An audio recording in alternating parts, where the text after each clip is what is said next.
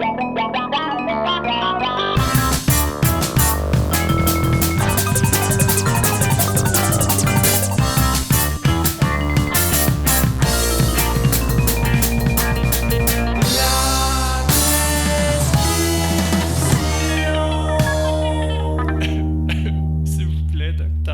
le bonjour, chers amis, et bienvenue à la prescription avec Dr. Fred Lambert et ses nombreux invités si différents et qui ont tous des choses intéressantes à proposer, des perspectives sur l'art et qui sont originales. Et cette semaine, avec mon invité, il ne fait pas exception. Il est un musicien très diversifié stylistiquement, mais aussi il joue un instrument qu'on entend peu en premier plan, et c'est le trombone.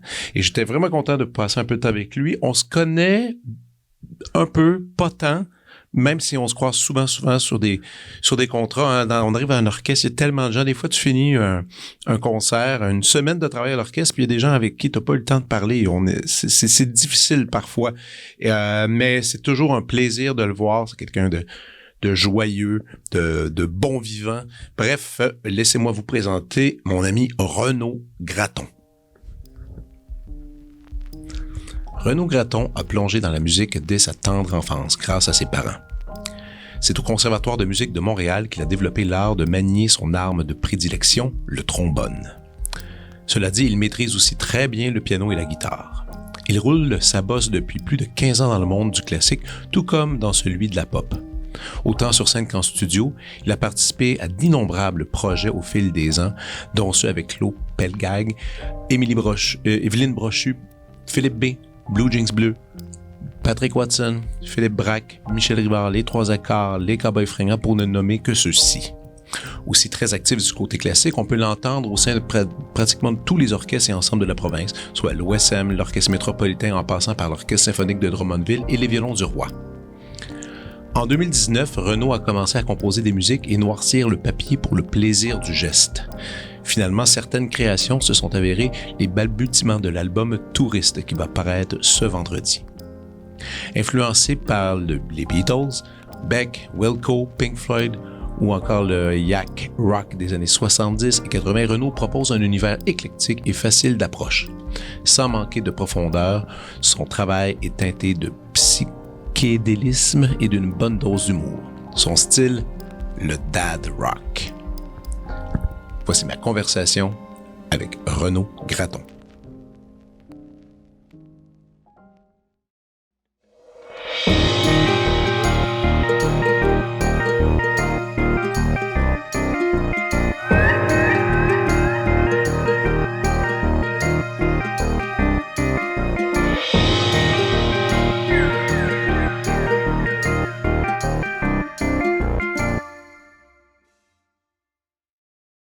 Une seule conversation, comme dans la vraie vie. OK. C'est correct, ça? Ben, c'est bien parfait. T'en as-tu déjà fait? Des pods? Non, jamais. OK, première fois? Première fois. Nice. Alors, bienvenue. Écoute, premièrement, je vais y aller avec mes sincères félicitations pour le projet du disque. Moi, ce disque-là, il est dans la maison, il joue depuis un bout, même si en ce moment, on se parle, puis c'est bien avant la sortie de l'album. Oui. Puis aujourd'hui, ce qui est le fun, c'est que l'album sort dans 4 jours. Alors, on va parler de ça en détail, on va essayer de donner le goût à tout le monde d'y aller, mais je pense que ça sera pas difficile, c'est vraiment le fun. Il y a quelques extraits déjà qui sont sortis, il y a 2 extraits, il y a Dad Bod, puis Neverending Lavage. Exactement, voilà. Puis il y a Météor qui s'en vient aussi. Mais Météor va déjà sortir. Donc Météor, c'est ça, ouais. c'est de se mettre dans... C'est top des fois d'être dans le futur quand on est dans le présent et etc. Exact. Mais écoute, je trouve ça cool parce que ça faisait quelques fois qu'on s'était croisés puis tu me parlais de tu sais, je pense écrire mes tunes. Ça, c'était un projet de longue haleine, mais je suis quand même curieux de savoir comment t'es arrivé à vouloir faire ça. Tu sais, l'album s'appelle Touriste. Oui. Moi, j'aime bien ça parce que quelque part, je dis pas ça par méchanceté pour ça, mais tu sais, quelque part, l'univers de la pop, à cause que t'es tellement un background classique, t'es touriste aussi là-dedans. C'est un peu une des raisons derrière le titre de l'album. Est-ce que les gens le savent quand même assez bien dans le milieu, tu sais, avec tous tes collaborateurs que t'as eu, ils savent un peu bien que t'as un background là-dedans? Pas nécessairement. Je veux dire, bon, je m'en cache pas du tout, là, même que si ça arrive dans une conversation, des fois, j'en parle de façon très ouverte, là. Mais, tu sais, je vais pas aller plugger mes différentes gigs dans différents milieux, mais... Mais c'est parce que moi, souvent, qu'est-ce qui me fait rire, c'est que quand je fais oui, j'en fais moi aussi encore des collabos avec des artistes pop, tu sais, puis quand toi, je te croise une fois de temps en temps sur une gig, sur une symphonie, tu sais, une espèce d'œuvre qui a pas de bon sens, c'est du Wagner, machin, tu sais, puis là, t'es là, hey, salut.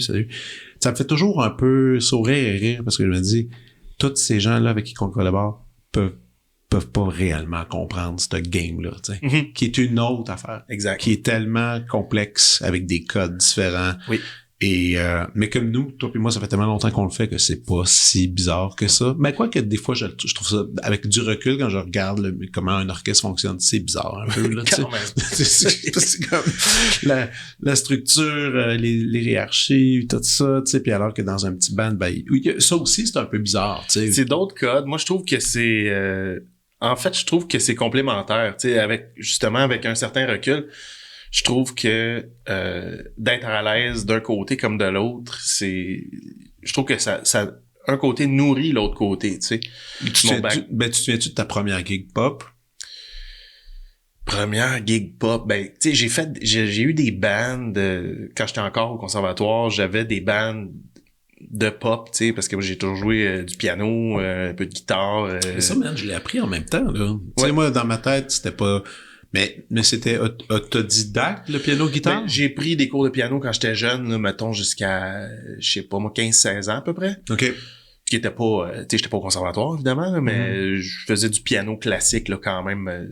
Donc, le piano, premier instrument? Premier instrument, OK. ouais. Puis c'est grâce à ça que j'étais rentré à JFP, Joseph-François Perrault, en concentration de musique dans ce temps-là. Puis t'as pas fait l'école du plateau, tout ça, non, là? C'est ça. Parce que le piano, c'est même pas... Non, c'est violon, flûte, je pense. Ben, je pense qu'il y a piano. Je sais pas. En tout cas, mais pas à ma mémoire, mais donc toi, t'avais fait tes cours de piano assez fort pour entrer à JFP. Oui, ben tu sais, c'est pas super tough l'audition, c'est juste de s'assurer que t'as un background, que tu sais lire, tout ça, mais j'avais quand même pogné un pas pire 2 quand j'étais arrivé puis tout le monde lisait, faisait de la chorale depuis ils sont en deuxième année. Ben ouais.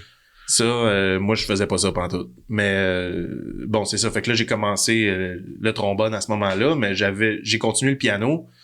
Puis quand j'ai arrêté de prendre des cours, moi, en fait, je viens d'une famille. Mon père joue de la guitare. Puis... Ben, il est pas guitariste dans la vie. Non. C'est pour le fun. Amateur. Ouais. Très passionné. Puis c'est un peu ça qui... Mes parents voulaient qu'on fasse de la musique, justement parce qu'ils étaient passionnés, des mélomanes, tout ça. Puis mon père voulait faire de la musique avec ses enfants. Puis moi, j'étais le premier, fait que j'ai toujours continué ça. Puis on a toujours fait de la musique en famille, tu sais. Toute la gang ont suivi? Ben, mes sœurs, moins. Ma sœur, la plus vieille, a fait des cours de piano aussi, mais sinon, mon frère est devenu musicien. OK. Il est dans mon band, d'ailleurs. Puis, c'est qui ton frère? Gabriel Graton. Je le connais pas. Ben, lui, il était à JFP aussi, mais pas fait de classique, sinon, tu sais, il est guitariste, bassiste, pianiste. Il joue de tout, à peu près, là. Ouais. Puis, mais c'est ça, tu sais, ça, on a toujours fait ça en famille, tu sais, jammer du Beatles, du Rolling Stones, les tours à mon père, finalement, là, tu sais, puis ça nous a toujours, on faisait ça dans les parties de famille, pour notre propre plaisir aussi. Fait que j'ai jamais arrêté de faire ça comme sur le side, en plus de, à un moment donné, le JFP qui a suivi après ça le conservatoire, puis qui a devenir très sérieux après ça là-dedans dans la pratique du trombone. C'est devenu ça mon truc, mais tout en gardant le pop, puis tu sais, comme faire des bands. T'as sûrement, comme moi, en fait, mon père, lui, il aimait chanter, mais tu sais, il y avait une collection de vinyles. Puis tu sais, moi j'ai passé du temps là-dedans, puis c'est tous les noms que tu nommes. C'est ça. C'était les bands à mon père. C'est la musique qu'il aimait, Pink Floyd, Charles Lebois, tout ça. Puis moi c'était plus le classique, c'était vraiment à côté. C'était l'affaire un peu plus étrange, je pourrais dire. Puis à un moment donné, c'est ça. Puis le fait d'en écouter tellement, puis tout ça. Mais moi ce que je voulais dire par geek pop, c'est que t'as dit, ouais, j'avais un petit band, tout ça, mais tu sais, la première fois que t'as accompagné quelqu'un que c'était stylistiquement pas toi. Ouais. T'en souviens-tu? C'est comme dur pour moi de tracer une ligne parce que, justement, Je me souviens d'un moment qui a été comme vraiment comme important là, dans mon parcours où est-ce que j'étais au conservatoire, je pense que c'est l'année de ma fin 3. On parle de 20 et... Ouais, début vingtaine, là, tu sais. Ouais. Puis j'ai pogné un sérieux creux de vague, tu sais, sur l'instrument. J'étais comme à un moment donné, j'ai pris... Ma confiance a pris une sérieuse drop, tu sais, puis... avec mon prof, on a eu un bout de tough, tu sais, puis... C'est qui ton prof? C'était Alain Trudel. Avec Alain. Exact. Puis avec que j'aime beaucoup. Là. Oui, puis c'est mon ultime mentor, là, Alain. Tu sais, ça a été c'est le mentor de ben du monde, hein. Puis même des gens qui sont pas trombonistes. Ouais. Jure par Alain, moi, je l'ai fréquenté 3 ans à l'Orchestre de Laval. Je suis très déçu qu'il soit plus là. Puis, ouais. Écoute, j'étais content de jouer pour lui. Là. Oui. C'est quelqu'un d'inspirant. Très inspirant. Puis, tu sais, il respire la musique, ce gars-là. Là, tu sais. C'est débile. Puis tous les gens. Puis ça a eu un gros impact aussi parce que, tu sais, justement, on est au conservatoire, on étudie du classique. Des fois, le conservatoire, c'est un peu, tu sais, unidimensionnel, classique, tu sais, pour aller visiter d'autres styles. C'est pas nécessairement la place qu'ils vont t'encourager. Mais Alain, lui, tout. 100%, là, tout. Il t'encourageait à faire d'autres choses, Écoute, moi, écouter d'autres affaires. Il me faisait, pendant les gigs d'orchestre, des fois, il me faisait des rides de char parce que, nos enfants vont à la même garderie, tout ça. Puis là, il me prenait en char. Je rentrais et il disait, il dit, tu as-tu écouté le dernier disque de Taylor, le Creator? J'étais comme, pardon? Oui, je sais. Il dit, c'est écœurant. J'ai dit, oui, je le sais que c'est écœurant, mais comment ça, toi, tu me dis que c'est écœurant? Ouais. Puis là, après, il me faisait jouer ça, tout ça. Il savait des paroles par cœur. Moi, je disais, voyons donc. Ah non, je sais, il est incroyable. Tu sais, quand j'étudiais avec, il jouait beaucoup encore, tu sais, là, il joue moins, il est plus rendu, il dirige plus, là, quoi qu'il joue toujours, là, évidemment, mais ouais. Tu sais, dans ce temps-là, il était plus comme soliste du trombone. Mais moi, évidemment, je connais pas assez le trombone, mais tu sais, lui, là, souvent, les gens m'ont dit, tu sais, c'était le soliste. Oui. Pendant une période, c'était le top 1.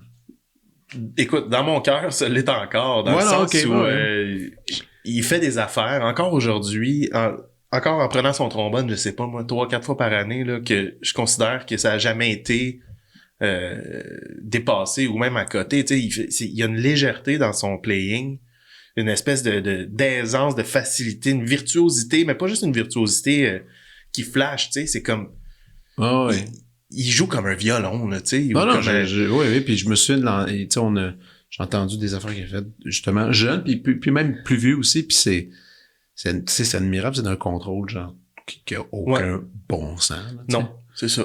Fait que tant qu'à moi, c'est encore le top, tu sais. Puis quand tu me demandes une référence, puis faut dire que, bon, faut que je le confesse, là, j'écoute pas beaucoup de trombone dans la vie, tu sais. J'en joue assez. Mais c'est sûr qu'il y en a un freak quelque part qui est en train d'essayer de battre le record de vitesse d'une affaire. Oui, probablement. Puis tu sais, il y en a d'autres, des très bons, mais tu sais, comme je suis surpris quand même à quel point ça a pas tant fait école, son playing, tu sais. OK. Parce que probablement parce que c'est vraiment quelque chose d'un peu inatteignable, mais tu sais, comme... Un peu unique.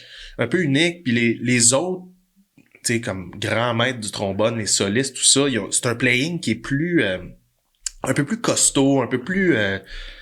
plus, je sais pas comment le dire, mais tu sais, qui se rapproche un peu du playing d'orchestre, puis tu sais, Mais j'aime ce que t'as dit. Quand il joue, c'est comme il joue du violon. Ouais. Mais avec un trombone. C'était un peu ça, son approche, tu sais. Il écoutait d'autres instruments, tu sais, comme il nous racontait que quand il était plus jeune, puis il jouait des trucs, mettons, avec, tu sais, Raymond Dessin qui dirigeait, puis il est arrivé, il faisait des trilles, puis Raymond Dessin, il riait de lui, il était comme, ben là, t'appelles ça une trille, puis là, Alain a fait, ouais, mettons, c'est un trombone, j'ai dans les mains, puis il a fait, à ta minute, puis là, il a comme, ça l'avait aligné, tu sais, ok, non, c'est de même une trille, là, les violonistes, c'est de même qui trillent, ben, c'est de même faut que je trille, tu sais, fait que... Ah, ok, mais c'est ça, il se collait, il essayait de coller le son de l'orchestre, puis essayer de faire ça. Mais écoute, mais tout ça pour dire, pour revenir, tu disais, à un moment donné, avoir une petite passe comme tout le monde avec ton prof, après un certain temps, il y a un petit creux de vague, tout à fait normal. C'est ça, puis à ce moment-là, là, je te dirais, j'étais proche de lâcher. OK. J'étais tanné, Les auditions? Ben, j'étais encore au conservatoire, je fais pas tant d'auditions, mais tu sais, c'est ça, ma confiance était rendue assez basse, tu sais, mon playing était pas à mon goût, avec mon prof, ça cliquait moins, c'est ça, là, j'étais comme, tu sais, ça faisait quand même un bon bout que j'étais au conservatoire, la routine, tout ça, la pression, tu sais, là, t'es à la fin 3, la fin bac, là, tu sais, C'était-tu une bonne expérience au conservatoire pour toi? Ça a été une très bonne expérience en bout de ligne, une super école, tu sais, pour moi, mais à ce moment-là, là, j'avais un sérieux creux de vague, puis je me souviendrai toujours, j'étais gérant de l'orchestre, puis après un concert à la salle Pierre-Mercure, bon, je défais le setup, tout ça, puis on est en quoi, 2004, genre? Mm-hmm. J'avais un page. Puis là, je me fais pager par mon bon ami Guillaume Bourque, qui est pas le clarinettiste, mais le guitariste. Ouais. Et lui, il avait été au conservatoire quelques années avant. Il était parti. Okay. Oui, je savais pas qu'il il a un background de guitare classique. OK. Puis, je le rappelle sur le téléphone en bas à Pierre-Mercure. Puis là, il me propose, il dit « Hey man, avec un de mes amis, on veut partir un band hommage au tune obscur des Beatles. » Puis j'ai pensé à toi. Je sais que t'es un passionné des Beatles. Tu joues des claviers, tu pourrais jouer des keys, puis on chanterait, puis faudrait un drummer. Fait que là, moi j'ai fait, sais-tu quoi, man? Je pense que la chose qui me tente le plus dans la vie en ce moment, c'est de jouer du Beatles, puis de jouer moins de trombone un peu, là, tu sais, me changer les idées. Puis on s'est parti de ce band-là, puis pour vrai, ça a comme vraiment rééquilibré la patente, tu sais. Wow. Puis on a roulé ça un bout de temps. Mon frère qui est rentré au drum, il était mineur dans ce temps-là, on jouait dans les bars, c'était très drôle. Et puis, fait que ça, tu vois, ça a été comme mon premier band à moi, puis ça a vraiment équilibré. Puis à partir de ce moment-là, j'ai compris que, tu sais, faire du pop, faire d'autres choses que du classique, c'était comme important dans ma vie, tu sais. Puis j'ai un équilibre, puis tu sais, aussi, jouer du trombone, tu sais, j'adore ça, c'est mon métier. Ouais. Mais t'es assis en arrière, tu sais, c'est un rôle très de soutien. T'es loin, t'es un peu hors de la game, tu sais. Si on est honnête, là. Oui, puis tu sais, je porte un soin jaloux à faire ce métier-là du mieux que je peux. Entretenir ma shape, tout ça, tu sais, puis continuer de m'améliorer. Ça enlève rien, tu sais, mais une fois de temps en temps, aller jouer des keys, chanter, tu sais, t'es en avant. C'est toi qui parle au monde, tu sais, ça m'amenait quelque chose que le trombone pouvait pas m'amener. OK. Puis à partir de ce moment-là, tu sais, j'ai eu des bands aussi où est-ce que là, j'ai joué du trombone, des hommages au coloc, tout ça. Puis après, le classique s'est développé de l'autre côté. Puis à un moment donné, c'est ça, de fil en aiguille, je me suis mis à accompagner du monde, tu sais, puis écoute, une de mes premières gigs significatives pour accompagner du monde, c'est toi qui m'avais invité, c'est la gig de Philippe B.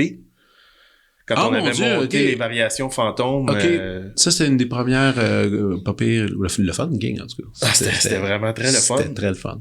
Ouais. Puis oui, c'est une des premières où est-ce que, tu sais, j'accompagnais un artiste là qui me faisait triper. Ouais. Puis après ça, je l'avais accompagné en tournée pour Ornithologie la nuit. Oui, c'est ça, tout embarqué après sur ce show-là. Ouais. Ça, c'était fun, ça. C'était vraiment cool. C'était le fun qu'est-ce qu'il avait fait avec les cuivres, d'ailleurs, je trouvais. Des espèces d'arrangements. J'avais vu une couple de clips, là, puis j'avais vu le show aussi. C'était le fun, ça. Puis ça t'a amené à rencontrer d'autres mondes. Exact. Probablement. Là, moi, on parle, c'est en 2011, 2012, là. C'est ça te passe là. Moi, à ce moment-là, là, ça s'est vraiment mis à se développer. J'ai rencontré bien du monde. Le trombone était comme un peu la saveur du mois pendant un bout, là, les années 2012-2013. Fait que, tu sais, j'ai comme embarqué sur des tournées, là, les Sœurs Boulay, Philippe B. J'ai commencé à jouer avec Bernard Adamus aussi pendant une couple d'années, quand il y avait son brass band. T'étais-tu sur l'album Brun? Non, ça. Ça, c'est Benoît Paradis. C'est Benoît. Mais il y avait déjà du trombone dans Brun, je me rappelle de ça. Exact. OK. Cool. Puis, est venue quand, la première chanson?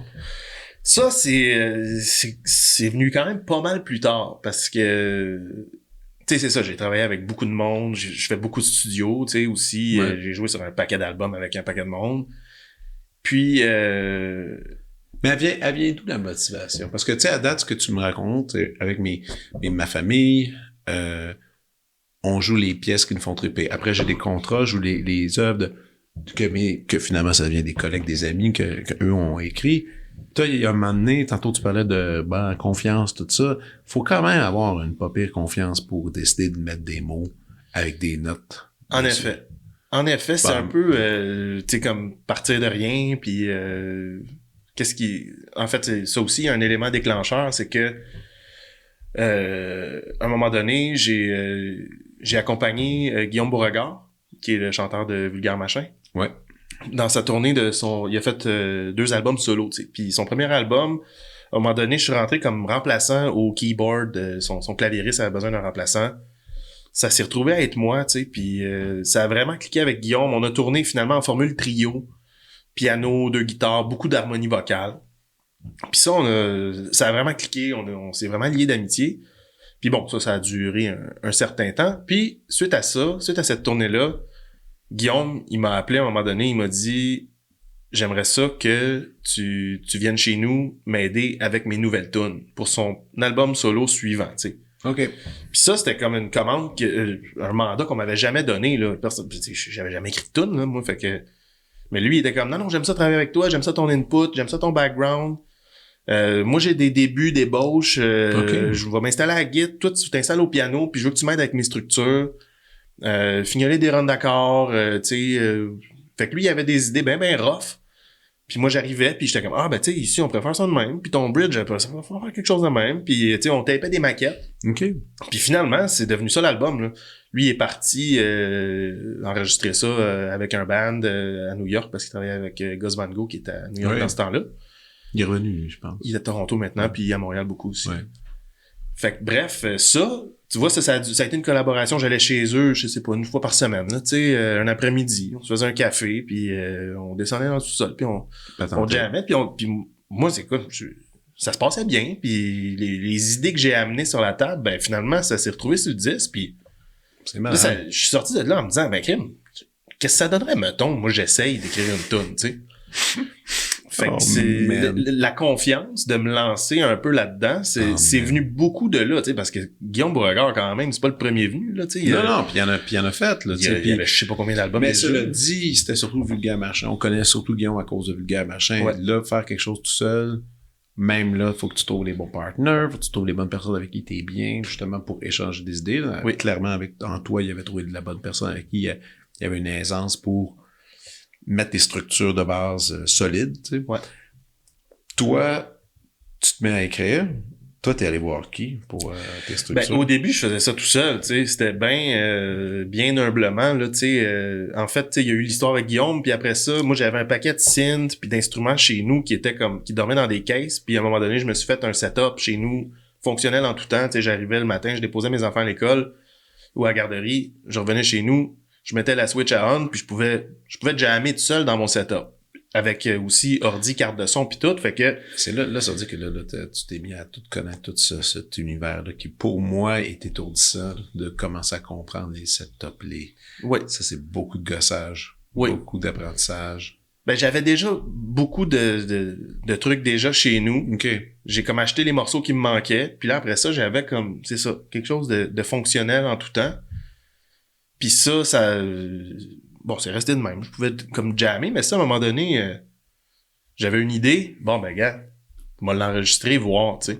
Ouais. Puis là, de fil en aiguille, à un moment donné, j'ai eu une idée, puis j'ai tiré sur le fil, tu sais. Puis à un moment donné, le chandail a suivi, puis j'avais une toune. Puis c'est comme quelque chose qui m'est... La première, là, c'est Neverending Lavage. OK. Puis je pliais mon linge, puis j'ai eu ce flash-là de comme une espèce de tune psychédélique, un accord avec l'espèce de mélodie de Neverending Story, parce que je chantais ça sur n'importe quel sujet depuis que j'ai 6 ans. Puis là, j'avais une couple de références en tête, puis là, bon, on va mettre un pad de synth comme ça, puis là, oui, je pourrais faire un bridge comme ça, puis là, je pourrais faire...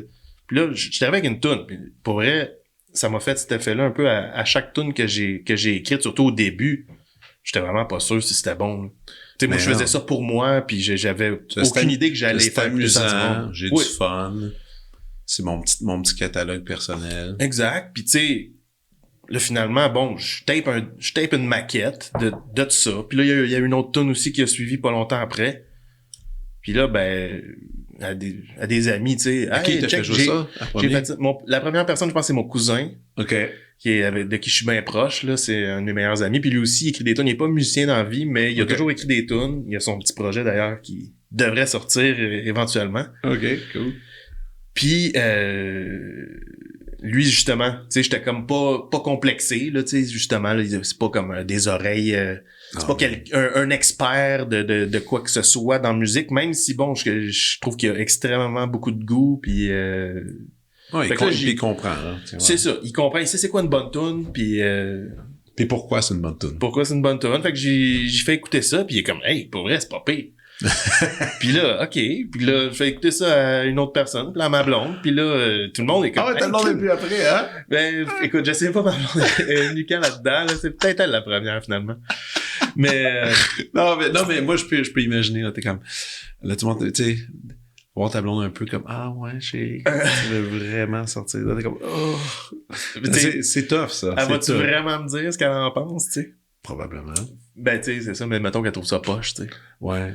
Moi, ça m'est arrivé une couple de fois des gens, mais là, je n'aimerais pas, là. Mais tu sais, du monde qui ont fait, du monde qui était plus amateur, qui m'ont, tu sais, qui me disent, hey, peux-tu écouter mon truc? Je l'ai fait, puis je l'écoutais. Puis je disais, je sais pas quoi faire. Je sais pas quoi dire. Je fais, on tient quelque chose, un peu de travail, là. Ah, c'est très délicat. C'est super délicat parce que c'est tellement personnel. Moi, je pourrais pas endurer l'idée d'écrire une tune puis de la faire jouer puis devant quelqu'un puis tu sais le regarder la personne réagir rien qu'en parler ça me donne des boutons. Ah, c'est ultra anxiogène. Pour vrai, c'est le bout le plus stressant là, quand tu dis OK, j'en ai parlé à un ami, puis il dit ah ben tu me l'enverras, je suis curieux. Là tu l'envoies là, puis là t'angoisses chez vous. Là t'es comme il me répond pas. C'est parce qu'il a trouvé ça pourri. Ah ouais, non, faut que j'aurais pas dû y envoyer. J'aurais dû garder ça pour moi. Ah, c'est pas bon. Mais c'est mieux ça que d'être dans la même pièce live et de réécouter ta toune devant puis là la personne est comme je peux pas vraiment là il y a comme un mais c'est bien tu l'envoies c'est un peu comme certains emails qu'on envoie puis qu'on est comme boy, je sais pas ce que ça va donner. Mais tu sais je trouve que c'est une étape qui est vraiment quand même significative de faire écouter tes tunes à d'autres mondes, que ce soit en présence de l'autre personne ou pas, parce que instantanément t'as un recul que t'avais pas sur ta tune. Tu mets soudainement à l'entendre avec les oreilles de l'autre personne. Puis là, là, tu vas spotter des faiblesses. Là, tu vas spotter, telle affaire. Ça dans le texte, ça marche pas pantoute, tu sais. Ouais. Fait que... Ça t'a pris combien de temps pour avoir le corpus entier? Ben, tu vois, c'est ça. Au début, j'avais juste 2 tunes, puis là, la pandémie est arrivée. Puis là, moi, mon setup chez nous, il est dans le salon double, tu sais. Okay. Fait que là, j'ai rien écrit, j'ai pas rien avancé là-dedans, je pouvais pas pratiquer. Moi, les enfants étaient là-dedans. C'est ça, tu sais. Fallait les occuper. Puis moi, je suis pas confortable non plus de m'enfermer, même si c'est juste avec mes écouteurs dans un setup quand ça brasse autour, puis tout ça, puis il y a des affaires à faire dans la maison, tu sais, c'est comme je suis pas concentré, là. Non. Ou si j'essaye de le faire, puis que là, finalement, faut que j'intervienne, les enfants, régler quelque chose, tu sais, je m'impatientais un peu, puis bon, c'était pas... À un moment donné, j'ai juste fait la paix avec le fait que je pouvais juste pas travailler pendant cette période-là. Mais, quand tout le monde, parce que ma blonde est prof aussi, au primaire, fait que quand tout le monde est retourné à l'école, là, genre en septembre, là, après le premier long confinement. Ah, mais elle a travaillé, par contre. Oui, elle travaillait. Elle faisait des cours en ligne. Ouais. Puis tout. Oh my ouais, elle travaillait de la maison. Moi, je gérais prof de musique? Non, prof titulaire. Oh my God. Ouais. Wow. Fait que... Mais c'est ça, mais le jour où ils sont retournés à l'école, en présentiel, là, écoute, le robinet a ouvert, là, tu sais, puis là, j'ai écrit 2-3 autres tunes, comme, assez rapidement. Oh, wow. Puis là, tu sais, j'avançais mes maquettes, puis là, je commençais à prendre confiance aussi, tu sais. C'est là que je me suis un peu entouré principalement de Tonio. Ben, en fait, il y a certains musiciens à qui j'envoyais mes tunes, tu sais, comme moi, je pouvais pas faire des drums, fait que j'avais Vincent Carré qui, lui, tapait des drums chez eux. Guillaume Bourque, dont je parlais tantôt, qui est accessoirement devenu mon beau-frère dans les années 2005. OK. Parce qu'il s'est matché avec ma sœur. Lui, il faisait des guitares aussi de chez eux. Mais t'as une sacrée belle liste de musiciens sur ton album. Oui. quand même. Mais ça, c'est le bout le plus fun. Tu sais, je regardais les crédits, puis j'étais comme, pardon, c'est quoi cette affaire-là? C'est comme gigantesque, puis il y a comme du monde grillé là-dessus. Là, tu sais. Puis ça, c'est cool, en fait, ce que je trouve fun, parce que souvent dans les premiers projets de départ comme ça pour quelqu'un, la personne va prendre un band fermé, serré, puis créer avec ces paramètres-là. Toi, ce qui est le fun, c'est que t'es allé chercher plein de guests. Ouais. T'es allé chercher des sons. C'est ça que t'as fait. T'es allé chercher des sons, des signatures de plein de gens. Ça va donner ça. Je présume que sur scène, c'est quoi que tu vises comme format? Ben là, comme format sur scène en ce moment, c'est moi plus 4 musiciens. Quand même. 15 et 5. C'est quand même un quintet, là. C'est rare. Mais là, j'ai une formule trio aussi, là, parce que pour être réaliste, tu sais, faut comme, si je veux jouer. Ben ouais. Non, c'est sûr. Puis vendre un petit show, puis à la limite qui servent de showcase pour le show full band.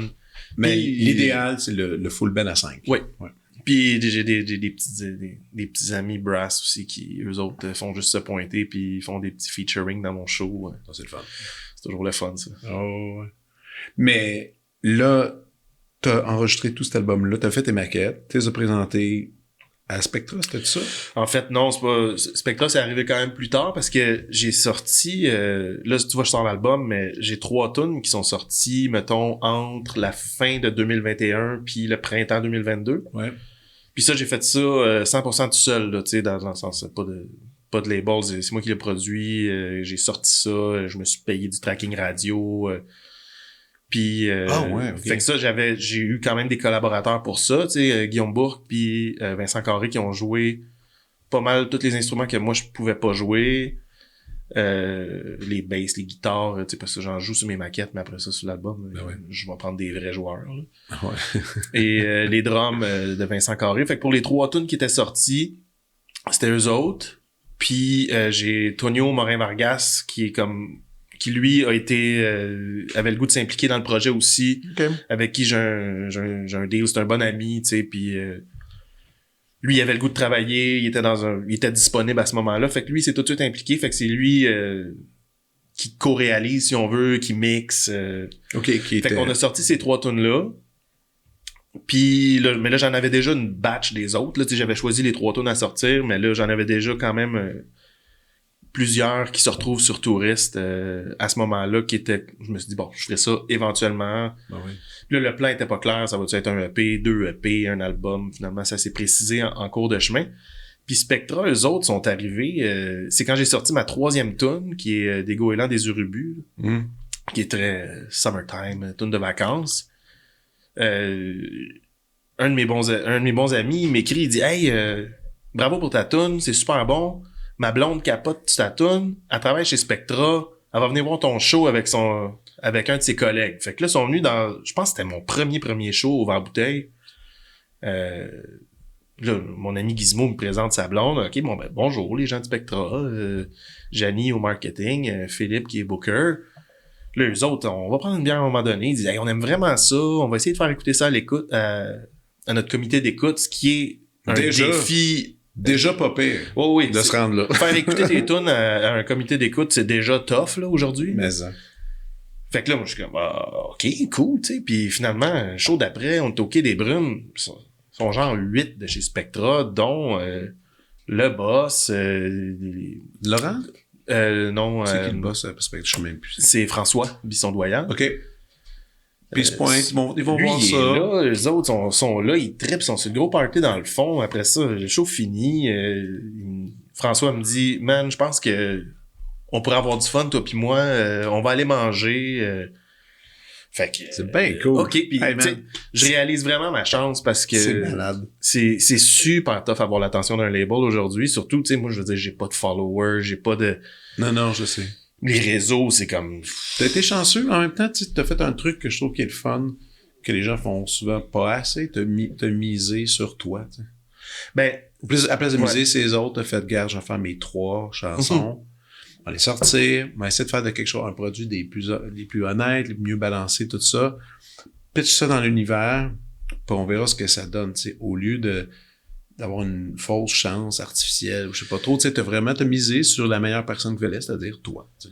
Ben, c'est vrai que j'ai jamais, à aucun moment, essayé de faire quelque chose en me disant je vais faire ça, ça risque de pogner, tu sais. Non, exact, mais c'est ça.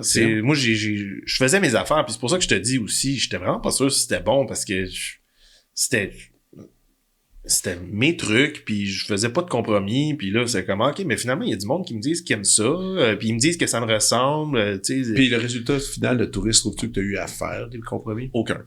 Mais ça, c'est cool. Puis ça, c'est pour ça c'est que, malade. Tu sais, peu importe ce qui se passe avec ce projet-là, si jamais, finalement, gars, ça lève pas, ou peu importe, là, c'est sûr que j'espère que ça lève, puis je suis all-in, là, tu sais. Ben oui. Mais, peu importe ce qui arrive, le disque que je vais avoir entre les mains, je vais être content, je vais être fier. Mais ça. Toujours, tu sais, parce que tous les choix que j'ai faits, écoute, on n'a pas cheapé là, sur absolument rien. On a mis de l'amour à tous les niveaux. T'as pris le temps. On a pris le temps de bien faire les choses. T'as écouté le mix. Non, ça, plus, moins ça. Mastering. C'est tellement d'étapes. C'est tellement d'étapes pour arriver à un produit que finalement t'es heureux. Puis ça, c'est cool que tu le dises. Je l'aime mon disque. C'est moi. Ça me représente. Pas de compromis. Ça, d'ailleurs, c'est déjà pas pire. Puis ça va te suivre aussi, tu sais. Tes enfants, plus tard aussi, ils vont avoir un bel objet pour se rappeler de papa comment il était foufou. Ouais. À 40 ans, c'était ça, papa. C'est ça. C'est ta crise de 40 ans, tu penses? Ah, peut-être. Ça ressemble à ça. Il faut un projet. T'as 40? 42, là. 42, moi, 43. Mais j'ai fait mon premier disque. Mais c'est peut-être ça, finalement. J'ai fait mon premier disque duo solo l'année dernière. C'est peut-être, il y a de quoi là-dedans. Ben, tu sais, le temps passe, man. Le temps file. Oui, puis là, c'est le temps de faire des choses. Puis c'est pour ça que je suis content, parce que, tu sais, je m'étais toujours dit, qu'est-ce que ça donnerait, tu sais, si je faisais mes tunes, avant de vraiment me mettre à le faire, tu sais. Ouais. Justement, tu collabores avec du monde en studio. Puis, tu sais, même en classique, là, je veux dire, on est des interprètes. Ouais. On exécute les demandes, les souhaits des gens. Puis c'est un métier qui est vraiment noble en soi, tu sais, mais moi, on dirait à travers tout ce cheminement-là puis ce métier-là, j'étais comme, mais mettons que c'est moi qui décide c'est quoi l'interprétation, c'est quoi la directive musicale, tu sais, qu'est-ce que je veux faire avec telle phrase, c'est ça, fait que ça, je m'étais toujours un peu posé la question, puis je me disais, un jour, on va en écrire une tune, puis on va voir qu'est-ce que ça va donner, qu'est-ce qui va sortir, puis ben là, tu t'as buzzé en ce moment, tu dois être content. Quand même. Sont-tu printés, tes ça? Non, en fait, pour l'instant, il n'y en a pas de copie physique. Ouais. C'est sûr qu'il va y avoir un vinyle. Moi, je peux-tu te conseiller une affaire? Vas-y. Que j'ai fait. J'ai fait ça avec parce que justement, la compagnie de disques avec mon album duo. En passant, je vais me plugger. Iridescence, Frédéric Lambert et Ali Yazdanfar, duo pour contrebasse et alto, album classique. On avait eu de l'argent, tout ça, puis écoute, finalement, printer des disques, c'est super cher, man. Puis le monde en écoute plus vraiment, tu sais. Parce qu'on a fait, c'est qu'on a juste imprimé le livret. OK. Donc là, j'avais une boîte, juste une belle grosse boîte de livrets, c'est tout. Genre, je pense, 1000 livrets. Et dans le livret, dès que tu l'ouvres, il y a un code. Tu vas chercher ton album. OK. Puis j'y donne. Les gens viennent au show, j'ai une boîte, je vais, en passant, si quelqu'un veut l'album, il est là. Prenez-le. Puis là, t'as tous les détails, tu sais, dans ton cas, c'est cool, peut-être, pour les paroles, ça demeure un objet. Oui. Puis au pire, si le monde sont allés d'objet, il le fout au recyclage, je me sens pas mal de ça. Ben non. Mais ça, tu penserais à ça? Ça peut être, c'est comme une carte d'affaires, mais un peu plus gros, tu sais. Parce que c'est compliqué aujourd'hui, le disque, là. On est dans une grosse transition. C'est sûr que le vinyle, c'est le fun. Ben, tu sais, ça devient... c'est comme de la merch, un peu. Tu sais, c'est comme... Puis c'est un bel objet. Puis les gens qui ont vraiment le goût de l'écouter, de prendre le temps de l'écouter, ben, tu sais, il y a ça, l'objet physique, qui représente un peu le moment que tu prends pour l'écouter. Exact. Moi, je suis un gros consommateur de vinyle, quand même. C'est cher, quand même. C'est cher, oui. Surtout les nouveaux, là. Oui. Les nouveaux vinyles, t'es comme, pardon, c'est 35, 40. Ouais. C'est sûr qu'après, c'est le fun. T'as un bel objet. Tu choisis quand tu l'écoutes, ça. Moi, je suis tout équipé pour ça, mais on dirait que peut-être c'est à cause que j'ai des jeunes enfants, quand j'attends qu'ils soient plus grands pour aller remettre les pattes. Je sais pas pourquoi. Ouais. Nous, on est retombé dans le CD. OK. Tu fais ça? Tu fais ça avec tes enfants? Non, on n'a pas de CD, vraiment. Hey man, c'est le fun pour les kids, parce que j'ai acheté deux petits radios à CD pour mes enfants. Ils ont chacun leur radio. Puis une fois par semaine, on va à l'échange. Les disques sont à 1 pièce. Ouais. 1 ou 2 pièces. Puis là, ils fouillent, tu sais. Puis ils regardent les pochettes, regardent les tunes. Puis ils ont chacun leur collection de CD. Okay. Puis ils mettent leur CD. C'est le fun. Je sais que c'est niaiseux. Puis je sais que dans quelques années, on dit, papa, je veux ce pas d'affaires. Ben, puis... je sais pas. Moi, on dirait que, tu sais, il y a eu un retour du vinyle. Je pense qu'il va peut-être avoir un retour du CD. Parce que c'est un support qui est quand même de performant, très grande qualité, là. Ouais, puis qui performe bien, tu sais. C'est ça. Fait que je serais pas surpris que ça revienne. Mais t'en remets plus? Ben, non, j'ai pas vraiment de système pour en jouer chez nous. J'ai comme t'as les vinyles. L'ampli avec la table tournante pour les vinyles. Puis sinon tu mets les Spotify ou iTunes pour aller chercher tes trucs. Exact. Tout ça. T'as-tu le temps de faire du classique un peu ce temps-ci? Ben écoute, toujours. J'arrête Tu continues encore, là? Oui. Je te vois des fois à Laval à l'orchestre. Oui, les contrats rentrent. J'ai eu mon baptême de l'OSM. There you go, quand ça? Ben oui, l'automne dernier, puis C'était quoi? j'ai fait des matinées, comme, tu sais, puis moi, j'avais jamais été dans l'ouple de l'OSM. Mais, tu sais, bonne place au bon moment. J'étais avec quelqu'un qui s'est fait appeler, qui était pas dispo. Il dit, hey, toi, tu serais-tu dispo? Parfait. Il a donné mon nom, je suis allé. C'était pour des matinées, tu sais. Mais même, attention, les matinées, des fois, les tunes sont tough. Ben oui, je sais. On voit la Symphonie Fantastique, puis des grosses tunes. Tu sais, comme des fois, on pense que matinée, pour en fait, ça va être relax. Non, c'est pas relax pas en tout. Puis, j'ai eu un autre, probablement un des plus gros défis de ma carrière, qui était d'aller faire Turangalila Symphonie à 16 heures d'avis. Ah ouais. Quand ils ont fait ça, c'était quand? Non, mais c'était juste avant Noël. Là. Ouais, c'est ça, ouais. Puis donc, tu l'as fait 2 fois, là. Ça, c'est un steak, là. Oh oui, à 16 heures d'avis. Ouais. Écoute, ça... Le stress était comment? Élevé. ça allait bien, jusqu'à temps qu'il y ait quelqu'un dans la section de cuivre qui check quelque chose à la générale à la pause, puis mettre le doigt sur une entrée que moi j'avais, qui était comme, c'est toi qu'il faut vraiment pas qu'il ralentisse ici, hein, puis fais attention, parce que si toi tu ralentis là, ou t'es pas cher... Ça amène tout le monde dans le fossé. C'est des mouvements, là, tu sais... ok, en chaîne, puis c'est compliqué, cette tune-là. Ouais. C'est pas pour rien qu'il ait jamais joué. Ouais. T'sais. Mais c'était à 16 heures.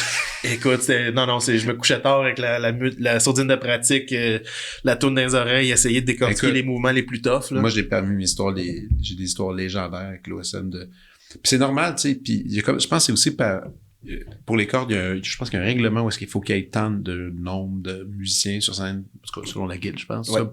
Moi, j'ai déjà rentré 2 heures avant un show, pas de général, tu sais. Le gérant savait j'habitais où. Il me dit, t'es-tu libre? Là, je fais, ouais. Il dit, peux-tu mettre ton habit, prendre un Bixi, puis t'emmener tout de suite? Puis là, tu sais, j'étais arrivé, sa scène, je savais même pas c'était quoi. Je suis arrivé serré, je me suis assis, 3, 4. Puis là, c'était comme, c'était une espèce d'affaire privée dans plein de dignitaires, je sais plus trop.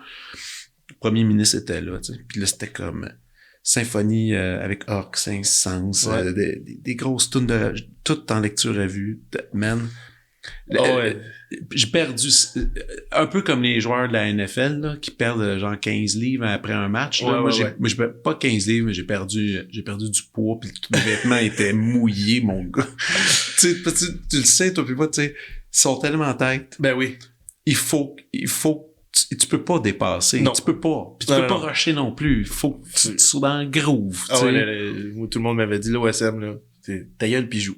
Puis joue bien. Puis c'est le fun, mais en même temps, c'est une expérience extraordinaire que je souhaite à tellement de monde. Ben, moi, tu vois, j'avais une petite amertume. Pas parce que c'était pas moi qui appelais, mais tu sais, j'étais comme, tu sais, moi, je suis né à Montréal.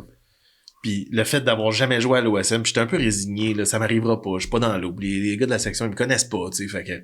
T'avais-tu fait des auditions un peu? Oui, j'ai fait l'audition, il y a eu, depuis que je fais ça, il y a eu juste une audition de deuxième trombone il y a comme 3 ans. OK. Que j'ai fait. Puis avant ça, il n'y en avait pas eu pendant très longtemps. Je pense l'audition de premier, ça remonte à, je pense que c'était en 2000 ou 2001. Mais puis vous autres, c'est l'enfer. C'est ça qui arrive. Nous autres, les cordes, il y a tellement de gens, les auditions, tu sais, si t'es chanceux aux 2 ans, tu sais. Ouais. Bon, au moins, tu peux te préparer, mais vous autres, le gap a aucun sens, tu sais, parce qu'il y a tellement pas de position, tu sais.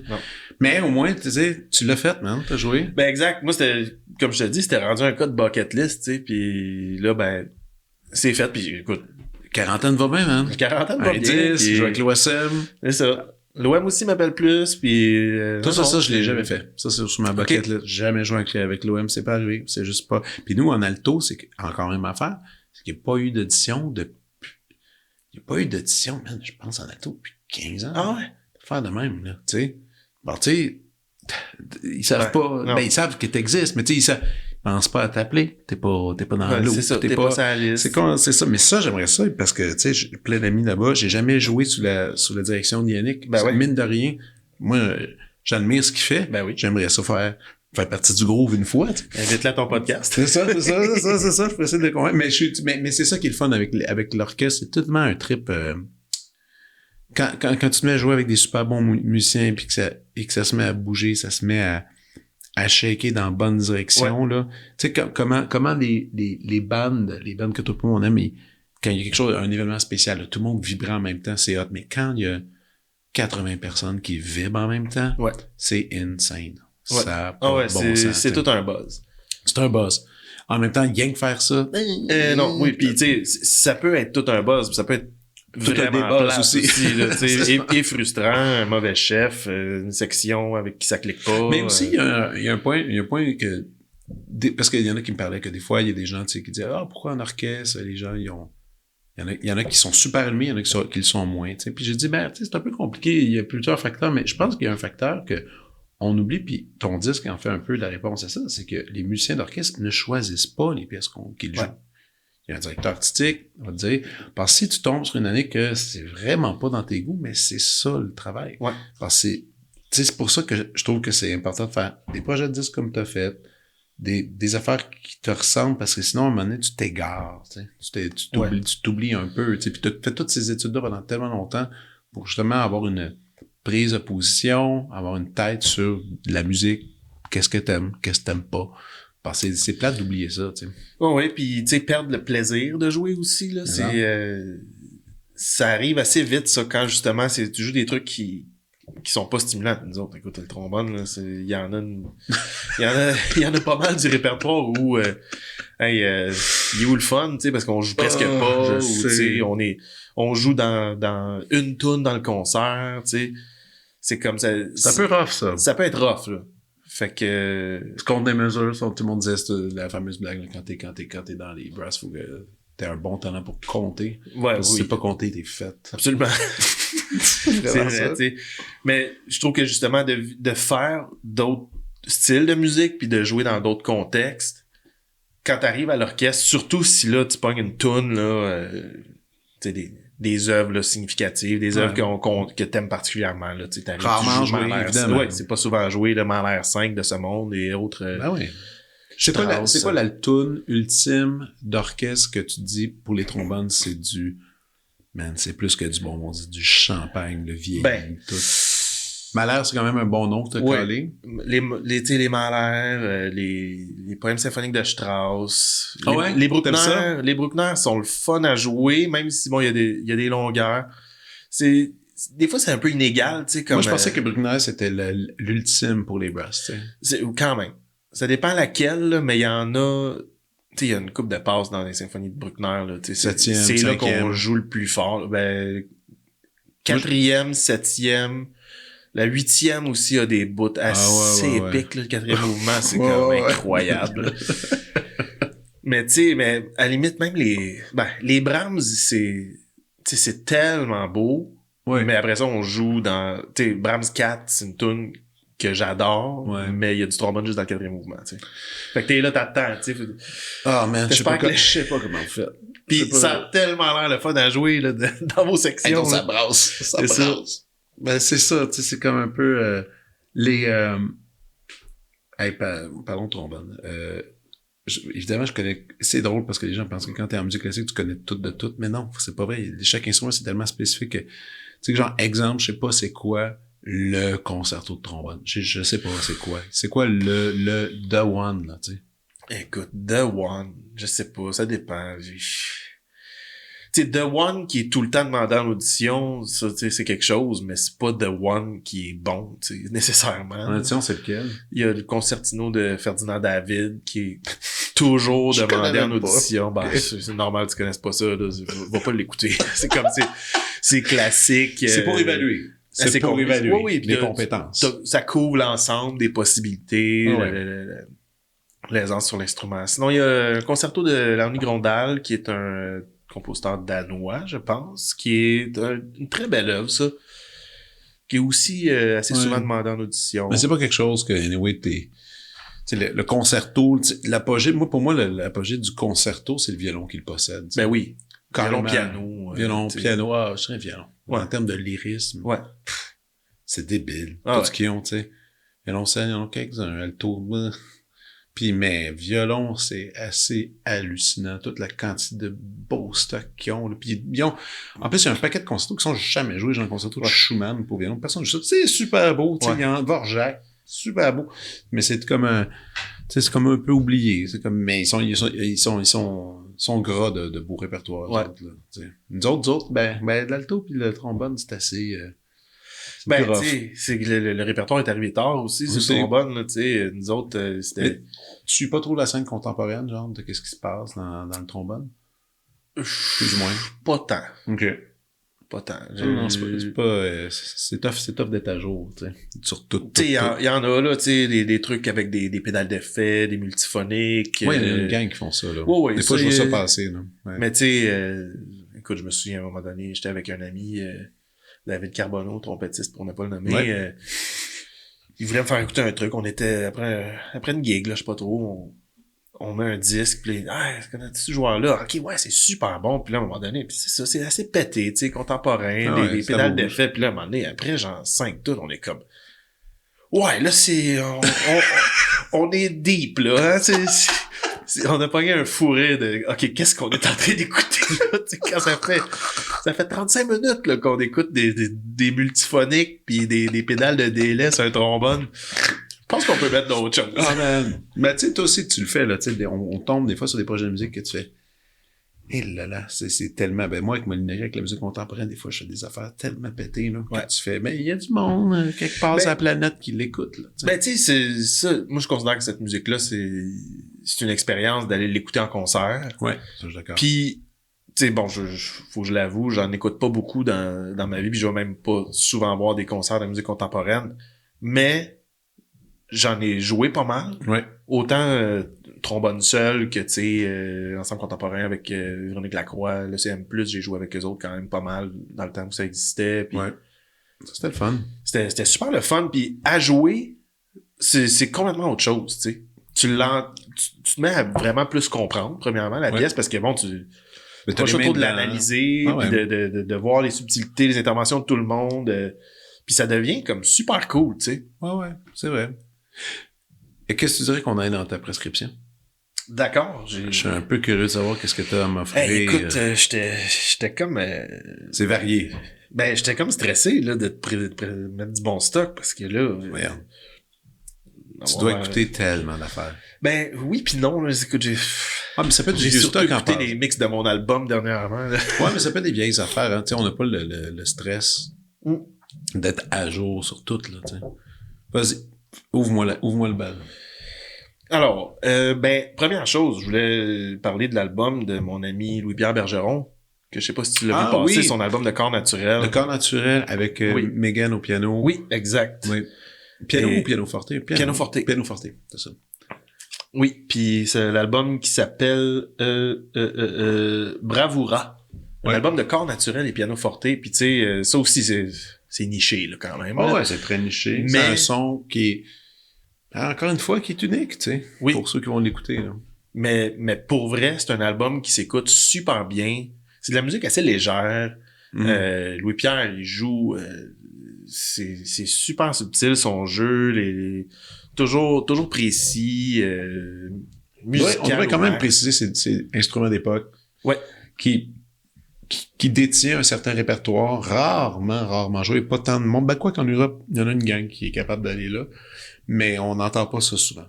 Carrément. Puis lui, il a décidé de se lancer là-dedans puis d'en faire un album entier. C'est sur Ouais. l'étiquette Atma. Oui. Louis-Pierre Bergeron. Et c'est son premier album. Bon, je pense qu'il est assez facile à trouver pour ceux qui sont curieux de mettre la main là-dessus. Puis c'est vrai que c'est beau, c'est vrai que c'est joli. La prise de son est cool. Tu sais, Ouais. c'est vraiment un bel album. Ouais. Cool. Excellent. Fait que ensuite, moi, une chose qui me fait triper de la scène ici, tu sais, je trouve ça cool de suivre certains musiciens que, tu sais, à un moment donné, tu te rends compte que, ah ouais, telle band, j'aime ça. Ok, telle autre band, j'aime ça. Tel projet, j'aime ça. Puis tu te rends compte qu'il y a des musiciens en commun. Dans toutes ces formations-là. Exact. Puis là, tu te mets à dire, ok, ouais, mais ce musicien-là, dans le fond, son input me fait vraiment triper, tu sais. Puis ça, c'est le cas je suis quand même pas mal fan de Mon Doux Seigneur, Oui. qui est un band qu'on a ici. Puis, mais particulièrement, j'adore la touch des guitaristes qui jouent dans Mon Doux Seigneur, qui sont David Marchand, qui est au pedal steel là-dedans, et Elliott Durocher, Je peux même pas les nommer les musiciens de Mon Doux Seigneur, tu vois. Ben, Je sais c'est quoi, hein? J'ai entendu, c'est bon. Mais puis je les ai jamais vus live non plus. Ça c'est peut-être aussi une erreur. Ça doit être bon. Live. oui, c'est excellent live. OK. Puis c'est ça, puis c'est comme c'est un peu une clique là dans le sens où c'est des musiciens qui vont se retrouver dans différents projets, puis c'est un peu Gravite. c'est ça, tu sais. Fait que moi il y a le dernier album de Alex Berger. Ben, il est venu au podcast. Alex. Ah ouais. Ben tu sais son dernier album capote. Ben oui. Sur cet album-là. Moi, c'était mon album franco préféré de l'année. Là. Ouais. Il est parfait, Alex Berger. Écoute, ben, il est premièrement vraiment sweet, ce gars-là, puis... T'as-tu joué sur son album? Non, j'ai pas joué sur son album, mais c'est ça, David Marchand, qui est dans Mon Doux Seigneur, joue dans son aussi. band. Ah, OK. Mais c'est super touchant. Puis, tu sais, je suis content que tu le nommes. Puis c'est le fun parce que ça fait quelques personnes qui viennent au podcast et disent « Hey, tu connais-tu Alex? » Il est nommé, il a été droppé quelques fois. Puis si on peut comme inciter davantage à aller l'écouter, c'est tellement un bon disque. C'est vraiment bon. Puis il y a une belle voix. Puis il y a vraiment une voix, sa voix parlée versus sa voix chantée. C'est deux univers. D'ailleurs, toi tout aussi. Ben, ta voix chantée, là, j'étais super excité de l'entendre. Puis j'étais comme « Ah, mon Dieu, tu sais, je pourrais... » Tu sais, autant que Philippe B, quand il chante puis quand il parle, c'est pas mal la même affaire. Ouais. Mais toi, non. OK. Je trouvais que c'est pas... Puis c'est pas une mauvaise critique, c'est pas un maniérisme qui est caché. C'est juste que t'as seté tes cordes vocales dans une position bonne puis avantageuse pour bien chanter. Puis des fois, c'est juste de même. Puis Alex Berger, même affaire. Il met sa voix quelque part que quand tu y parles, tu fais « OK, c'est vraiment toi qui chante de même. Ouais. C'est fou, là. » Mais il a trouvé son son, il a patenté, il a gossé. Ben écoute, merci, c'est vraiment gentil. Moi, c'est une façon de chanter qui s'est comme installée avec les tunes, tu sais. J'ai pas réfléchi. T'as pas de technique. Non, j'ai toujours chanté, comme dans les projets que je faisais, mais j'ai jamais travaillé ma voix vraiment. Ça, t'es pas allé faire des cours de respiration puis de... Non, ben tu sais, respirer, ça fait quand même partie. T'es quand même au courant, là. C'est ça, mais tu sais, sinon, à part les réchauffements de chorale de Louis Lavigueur, là, j'ai pas de... Ouais. J'ai pas de technique. C'est ça, t'as réussi à t'arranger par toi-même. Exact. C'est bon, ça. Cool. Alex Berger. Les musiciens, en fait. C'est ça. Tu sais, Mon Doux Seigneur, Alex Berger. Puis, en suivant, justement, cette gang-là, j'ai découvert l'album de Shayna Hayes, qui est une chanteuse qui est d'ici, je pense, son album Kindergarten Heart, qui vient de sortir. C'est en anglais, mais c'est super bon. C'est un album folk. Peux-tu me l'épeler, Shayna Hayes? Je pense que c'est S-H-A-I-N-A. OK. Parfait. On va aller checker ça. C'est bien intéressant. Puis, projet d'ici, parce qu'il y en a aussi des projets anglo, évidemment, à Montréal, tu sais. Shayna Hayes. OK. Puis, tu sais, David Marchand, qui est son guitariste aussi, il y a tout quelque chose qui se recoupe là-dedans, tu sais. OK. Ouais, Shayna Hayes. Ouais, H-A-Y-E-S. Ah. Puis que son album, il marche super bien, là. Qui est sorti dernièrement, en plus, 2024. Oui, ça fait 3 semaines, je pense. OK. Ben bon, voilà. C'est installé sur mon téléphone. Je vais écouter ça quand tu vas t'en aller. Cool. Quoi d'autre? Sinon, c'est-tu insane quand même? Tu me dis, hey, tel album, il est bon. 30 secondes plus tard, j'ai l'album. Tu sais, je sais que je suis un vieux pet, là, puis que toute cette technologie-là me dépasse, mais elle me dépasse encore. Tu sais, c'était comme, j'ai tellement dépensé d'argent sur des disques, puis être patient. Ouais. Être patient. Les chercher, les trouver. Moi, j'habitais à Joliette, fallait que j'aille au Archambault à Montréal pour pogner ce que je voulais. Ouais. Quand même ça faisait partie, tu sais, il y avait comme une espèce de quête, là, tu sais, aller chez Archambault dans les postes d'écoute. Je faisais tellement ça. En tout cas. Mais OK, oui. Quoi d'autre? Écoute, j'ai quand même une longue liste, là. Faut que je choisisse de quoi je vais te parler. Non, c'est pas. Mais dis-la tout. Wow. Il n'y a pas de restriction. Tu peux tout dire ici, là. Non. Je vais plugger mon guitariste Guillaume Bourque qui a sorti un projet instrumental avec Marc-André Landry qui est un bassiste, qui est un album absolument sublime. Ça s'appelle Tsuki Mauro. Tsuki, T-S-U-K-I, Mauro, M-A-U-R-O. OK. C'est un album instrumental, beaucoup de synths, des textures, mais c'est super bon. C'est raffiné au niveau des arrangements. Tu sais, ils ont tout fait ça à deux. En fait, c'est pas vrai, il y a eu des drummers qui sont allés jouer. Ouais. Puis c'est vraiment un bon album. Ouais, c'est Son d'oiseau, Ouais. La mécanique des fluides, Grain blanc, Anna, Migration, Somnambule, ils ont comme des noms vraiment Saison des amours. Puis tu sais, ils ont fait ça, là, autoproduit. C'est super humble, là. Il y avait pas dans le but de faire des shows avec ça, mais... OK. Ah, mais je vais regarder ça. Ouais. Puis c'est deux gars qui, en studio, là, tu sais... moi, je travaille avec Guillaume, c'est toujours... c'est pas mal le musicien... c'est le premier qui a travaillé sur mes chansons. C'est celui qui est le plus là sur mon album parce qu'il joue autant de la bass, de la guitare. Que tout, là. Il est beaucoup là. Puis cet album-là, c'est vraiment le trip de ces deux gars-là qui sont des grands amis. OK. Puis ça sonne écœurant. Les tunes sont bonnes. C'est comme ambiant quand même, mais... Mais c'est correct, les gens s'en cherchent beaucoup des albums comme ça. Ouais. Tu sais. Puis il y a une mode aussi avec comment il s'appelle l'autre Fleur Ancienne. Fleur Ancienne. Ouais. Alexandra, évidemment, Strelinsky. Tout ça, les gens cherchent du son, tu sais, juste du son, pas de voix, pas de lead émotif, tu sais. Ben là, puis dans ton cas, c'est sûr, c'est des chansons, tu sais. Mais c'est le fun aussi que les gens s'intéressent à ça, qu'il y en a qui appellent ça le nouveau classique, là. Je sais pas trop, là. On pourrait aller jusque-là, là, mais tu sais. Mais je suis curieux, je vais aller écouter ça, certainement. T'en avais-tu d'autres? Ben écoute, Fleur Laurentienne, d'ailleurs, que je me mords les doigts d'avoir manqué son... Ouais, il était là. Ses trucs à Salbourgie, puis au musée, là, apparemment que c'était vraiment cool, ça. Ouais, non. Puis il y a une bonne démarche. Il est le fun, tu sais. Je trouve qu'il y a un beau son. Fait de la bonne recherche, le gars de studio, mais en même temps, il écrit bien, tu sais, les arrangements passent, tu sais. Oui. Tu sais, des fois, ces affaires-là, c'est touché. Tu sais, c'est pas tout le monde qui réussit en effet, à bien faire. Sa recherche de tone de synth, là, tu sais, c'est pas mal... c'est pas mal dans ce qui se fait de mieux, là, tu sais. Ouais, vraiment. Parlant de son de synth, une vieille affaire. Un album sur lequel je suis tombé, je sais pas si tu connais ça, Mort Garson, l'album Plantasia. Hey. C'est de la musique pour les plantes. Mais c'est... Ah! Oui! Je connais ça. Richard Reed Parry est venu ici. OK. Puis il en a parlé. Ah ouais? Il dit ça. Écoute, c'est une affaire qui a pas de bon sens. Mais oui, décris-le. Ben, tu sais, c'est tout fait avec des synths. Mais c'est comme du classique dans le fond. Ouais. Mais fait avec des synths. Je pense que ça date des années 70 ou, tu sais, 80, le max, là.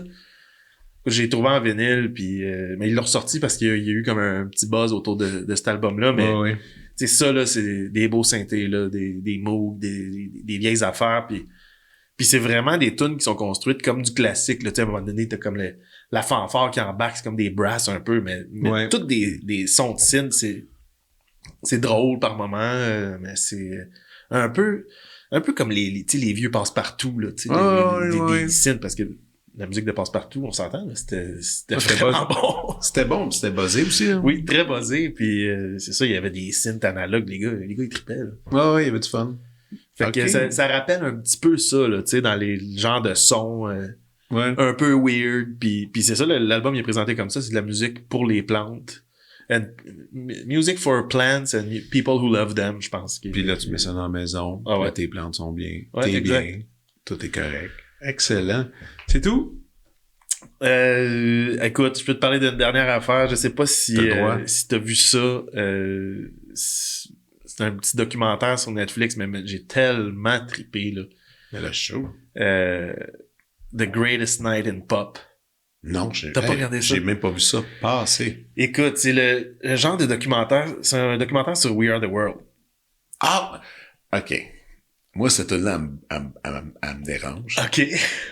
Point final. OK. Elle me fait rire. Oui. Et elle me dérange. Mais, tu sais, il y a toujours le mémé de Bob Dylan qui a l'air de pas savoir qu'est-ce qu'il fait là. Qui est super drôle. Ouais.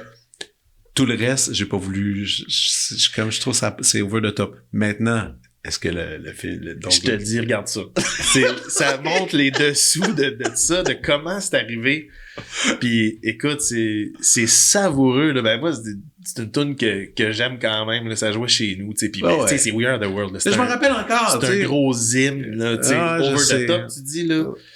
C'est vraiment, c'est très américain, là, tu sais.